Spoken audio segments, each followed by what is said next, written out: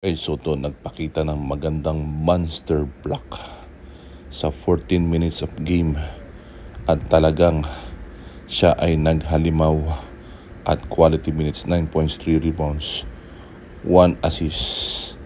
Talagang he is the one at talagang first 5 sa pangalawang pagkakataon ang ating kababayan na si Kay Soto at minamalit nga ng kanya kalaban, pero sa huli sila ay nagtagumpay sa kanilang laban.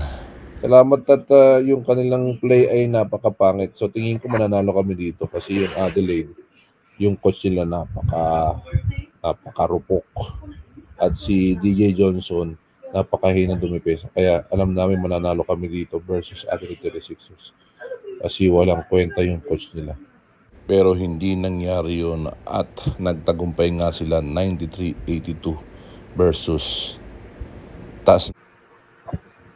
Ayan, ano masasabi mo kahit na ganun ng ginawa nyo, panalo pa rin kayo? Eto, nagbakaw ako, nakadalawang tres. Pumasok naman, buti na lang. So, si Kay Soto, ba't di na pinasok sa huli? Kasi ba dahil, kasi baka masapawan pa niya ako sa mga top plays. Kaya ito, ginalingan ko ng gusto para mapuna ako sa NBA. Kaya ganun ang ginawa ko. Talagang nag-super science ako. Ganun ba? So, anong gagawin natin sa susunod? Mababaw ako ulit para mapansin ka at ikaw pa rin ang mag-star. Yun naman ang lagi natin ginagawa. Kaya nga tayo import at malaki ang bayad natin. Si Kay naman, maliit ang bayad. Kaya, yun, asar na asar yung mga Pilipino sa kanya.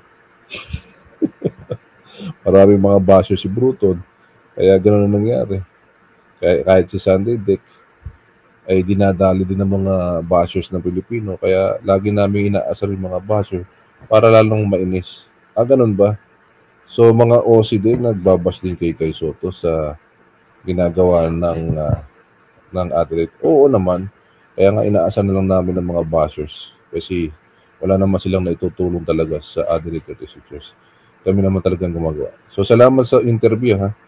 At mabuhay ang mga Pilipino. Isa sa nagdala sa kanilang panalo ang dalawang sunod na 3-point ni Antonio Cleveland. Pero yung produkto na ginawa ni Kay Soto, napakalaking halaga ng kanilang pagkapanalo. At second starter na ni Kay Soto, nawa magpatuloy.